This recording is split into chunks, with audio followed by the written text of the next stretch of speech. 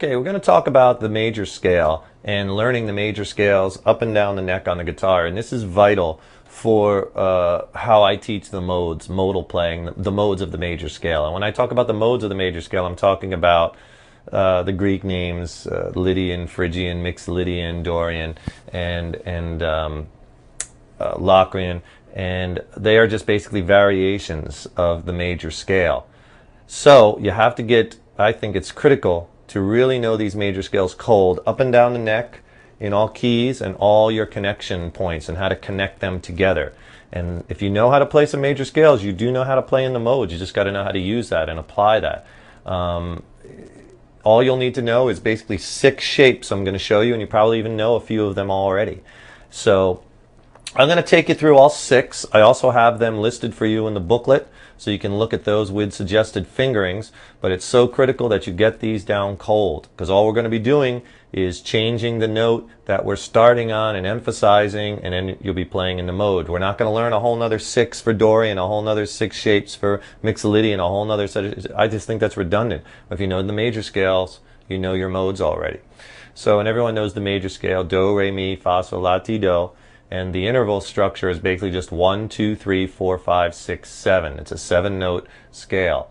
The goal is to, how I see the neck is, I try to see the neck like one big shape, like one big scale.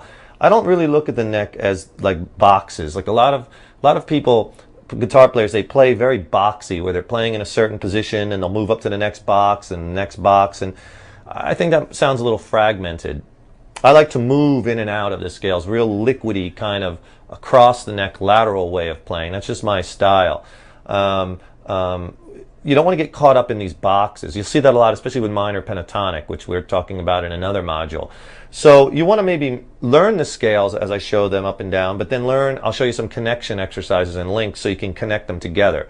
Because you want to see them as one big shape, because then you'll be able to see throughout the whole neck. And then the guitar neck is like a conveyor belt. So if you're seeing them all laid out in like the key of G, we'll do them in G because they lay out nicely. And then if you want to move to the key of A, just move the whole block up a whole step to A, so everything shifts up, the whole chunk.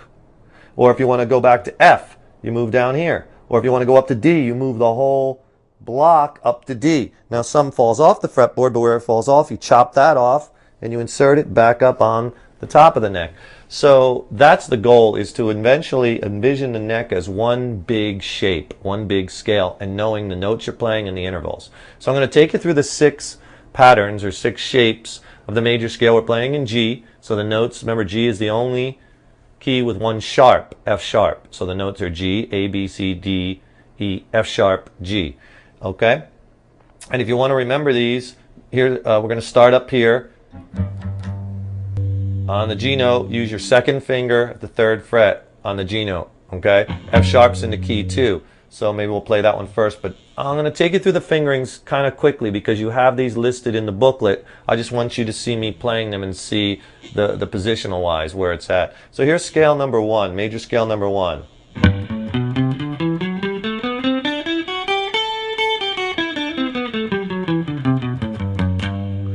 Always end, for now, end on your, try to end on your G notes.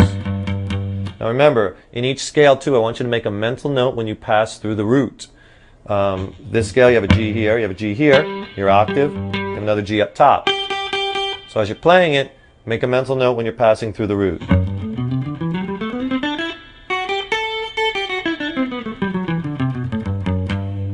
Okay, and that's the first one, second finger on your root note.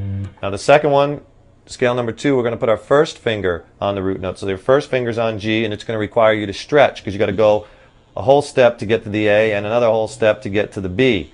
So I'll use my first, second, and pinky to do that stretch. Some of my students like using their 3rd finger, 1st, 3rd, and 4th. Fool around with it and find what's more comfortable to you. My hands are pretty big, so I stretch pretty good with that second finger. Whatever way you decide on, whether you're using your second or your third, just do that every time. No matter how you're fingering these scales, use the suggestion. If you want to use the suggestions I lay out in the booklet, like I'm doing them here, or if you like to shift a different finger, just do it that way all the time. You want to be consistent with your fingering because otherwise you're going to get tripped up. So the second scale, again, we're just playing those same 7 notes, G, A, B, C, D, E, F sharp, G, but now we're in this position where our first finger's on the root. And I really like this shape a lot because it'll have the same fingering on adjacent strings. It looks like this.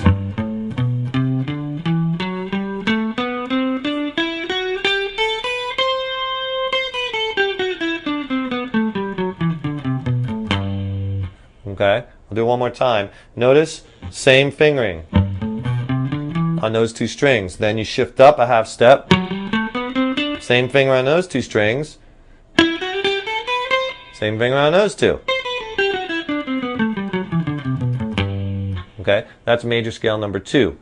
You have 6 of these to memorize and get them down cold. Remember from my 5Ks module, this is one of the most important things you can do because most guitar players, they seem pretty good about playing in minor pentatonic. When they want to go to the next level. Next level is you got to get playing in the modes of the major scale. That's a must if you want to go to the next level. And it's really not that complex. There's a lot of stigmas out there that the modes are so, this big mystery that they're so complex and I don't know how to do it, and you know, but really, if you know your major scales, I'm going to get you playing in the modes very quickly. You just have to know how to use them. Remember what I said before. Just knowing the scales isn't enough, or the arpeggios. You got to know them cold, but also how to use them, when to use them, over what chords to play what scales, what arpeggios. Okay, so we're going to be going over all this at our modules. First thing, get these scales down cold in all keys. We're doing them in G because they just line up nicely and you could see them all. Third one, we're going to start it on the A note actually. Some people might consider this like an A Dorian, as we're starting with the A, but it's a kind of a cool position. So this is the 3rd major scale. Kind of hop back into that 2nd major scale for the 4 strings. Do it one more time.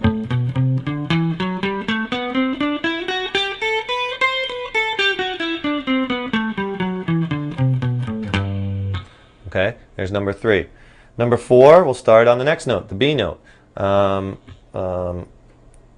again, remember the fingering. This note, this scale, is much like the first one, 1 finger per fret. Whereas in the second one we had the stretch. This one's 1 finger. I also like this shape a lot too. I like them all actually, but this one's probably one of my favorite ones.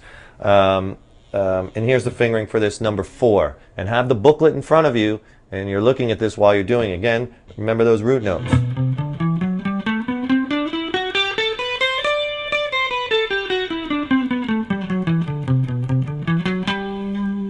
Okay, one more time. I really like that. Up on that B and E string, you have that same fingering again. That's gold. Wherever I see same fingerings on adjacent strings, I really like that. I call that lick heaven because you can just come up with lots and lots of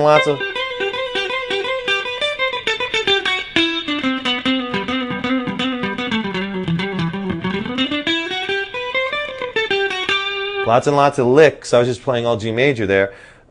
When you have fingerings on the adjacent strings. I mean, you can play licks anywhere, but that just makes it easy because the fingering's the same. So it's kind of like a no-brainer. One more time on that scale number 4. Major scale number 4. Check my fingering. Here's my root note. It's a G. G. G. My G. So when you're playing these scales, make that mental note in your mental file. Root note, bing, root note, bing. There they are, because we're really going to be keying in on those. Here's number 5. We're going to start it on the C. And I'm starting these all from the low E string, because I want you to be able to see every note. But again, we're just playing those 7 notes. Same 7.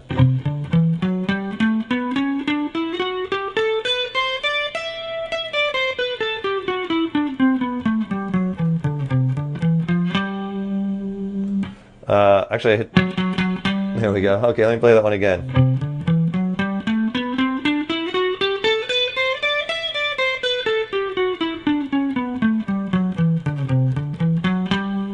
Okay, there's my G again. Okay, That's major scale number 5. And now is the last one, 6. 6 will get you the whole neck. And I really like this shape a lot. Now this shape, you're going to have to stretch for the first 3 strings, because we're going whole step, again, much like the second one, where you got to go whole step, where you're going to use your first and second, but stretch 2 frets. See, first 3 strings have the exact same fingering on this one. There's my G right there.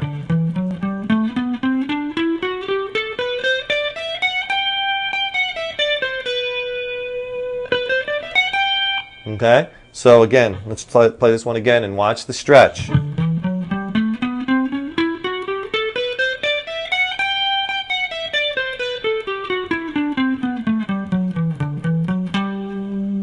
Okay, that's number 6, and you can see if you take number 6 all the way up, I'll connect it to number 1. Remember, this repeats every 12 frets, right? That's your octave.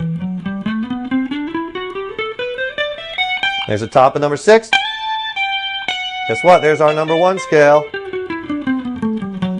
Right? There's the one we did here.